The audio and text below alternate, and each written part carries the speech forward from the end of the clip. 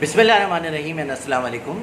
Supply chain کی ABCD اور ایک اچھی بات کی ایک اور ایپیسوڈ کے ساتھ حاضر ہوں.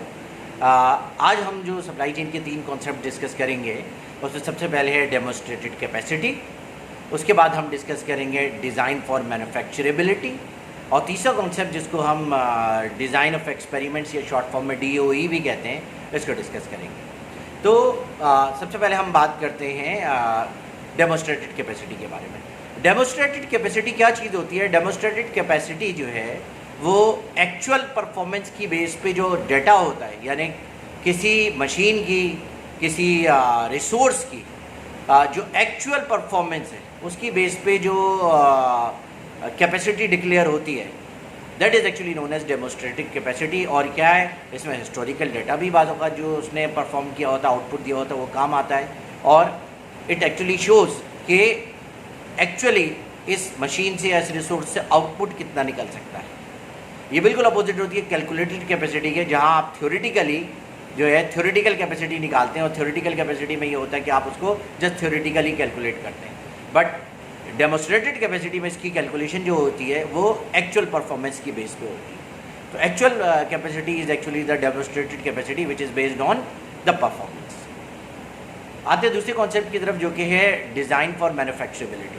ڈیزائن فار مینوفیکچریبلٹی ایک ایسا کانسیپٹ ہے جس میں کسی بھی کمپنی میں مختلف ڈپارٹمنٹس کی کراس فنکشنل ٹیم بنتی ہے, اور وہ ایسی ایکٹیو پروڈکٹس جو کہ ڈیمانڈ رکھتی ہیں مارکیٹ میں, اس کو مینوفیکچر کرنے کے لیے ایک ایسا پلان ترتیب دیتے ہیں کہ کس طریقے سے اس کو کوئکلی اور افورڈیبلٹی یعنی لوور کاسٹ پہ کنزیومر کو جلد سے جلد ڈیلیور کیا جا سکے. That is actually known as design for مینوفیکچریبلٹی.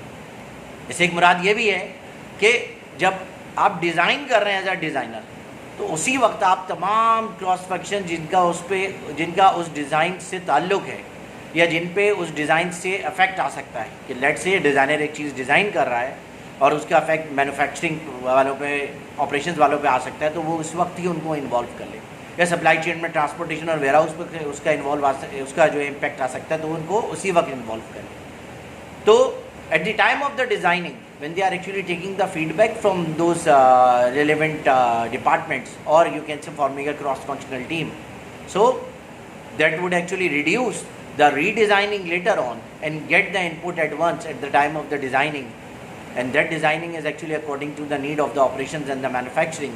So in this way you can actually quickly develop or manufacture something and deliver it to the market quickly in the most reduced cost and without you can say or with the least wastages. That concept is known as design for manufacturing.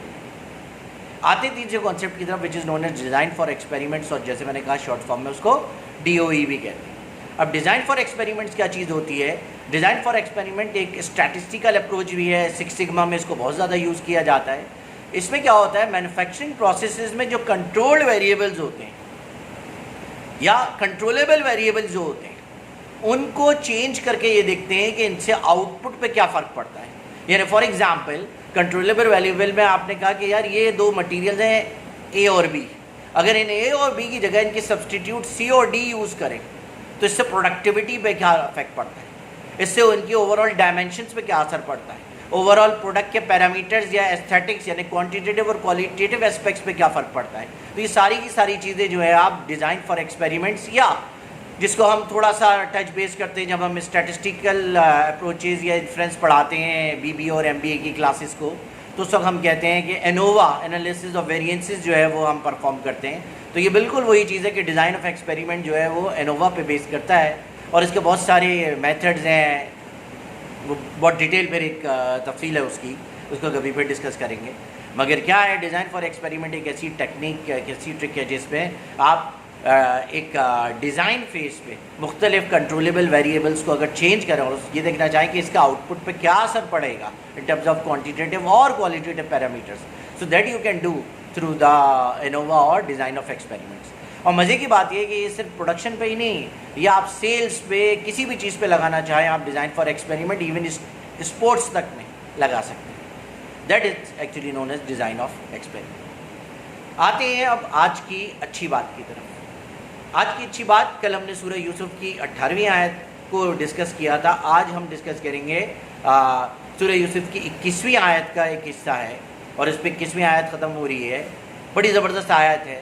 وہ ہے واللہ غالب علی امرہ ولکن اکثر الناس لا یعلمون.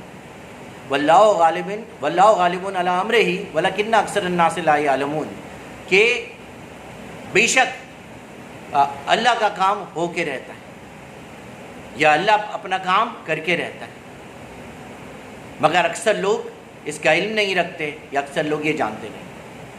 اب کیا مقصد ہے اور اس میں ایمان اور یقین کی کیا ایک طرح سے نشانیاں یا میسیج ہیں؟ وہ یہ ہے کہ ہم کئی بار زندگی میں کہتے ہیں میں نے یہ کام اللہ پہ چھوڑا. ہم کئی بار زندگی میں یہ کہتے ہیں کہ یار یہ معاملہ اللہ کے سپرد کیا.